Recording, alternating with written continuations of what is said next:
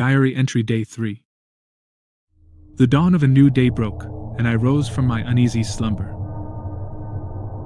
The events of the past 2 days weighed heavily on my mind, and the weight of isolation pressed down on me like a heavy stone. With each passing moment, this world felt less like the one I once knew and more like a nightmare from which I couldn't awaken. My supplies were dwindling. The canned goods I had scavenged were running low, and the bottled water supply was nearly depleted.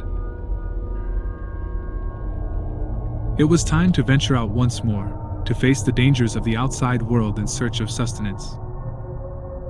As I left the shelter of the house, I couldn't shake the feeling that I was being watched. The streets were eerily quiet, devoid of any signs of life, but I knew better than to let my guard down. Survival had become a game of constant vigilance. My first stop was a nearby convenience store. I had low expectations, but to my surprise, I found a cache of canned goods hidden behind a toppled shelf.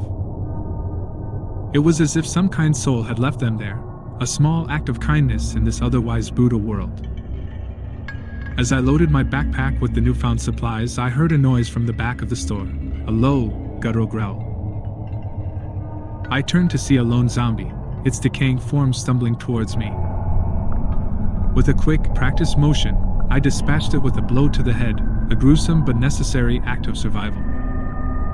The encounter left me shaken, a stark reminder that danger lurked around every corner. I needed to be more careful, more cautious, if I wanted to make it through another day. With my backpack now heavy with supplies, I headed back to my makeshift sanctuary.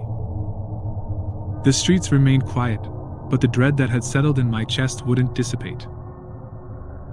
I knew that I couldn't stay in this house forever, that eventually, my dwindling supplies and the ever-present threat of the undead would force me to move on.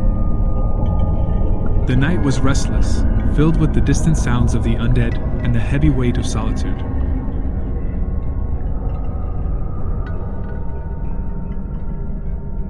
I couldn't help but think of the survivors I had glimpsed on day 1, and the questions that lingered in my mind. Were there others out there, like me, struggling to survive? Could we find strength in numbers, or was it every survivor for themselves? As I lay in the darkness, I knew that the days ahead would bring new challenges, new dangers, and more difficult decisions. But I also knew that I was determined to survive, no matter the cost. This was my reality now, a world where the old rules no longer applied, and where the only thing that mattered was staying alive. With that resolve, I closed my eyes, preparing for another restless night, and hoping that tomorrow would bring a glimmer of hope in this world turned upside down.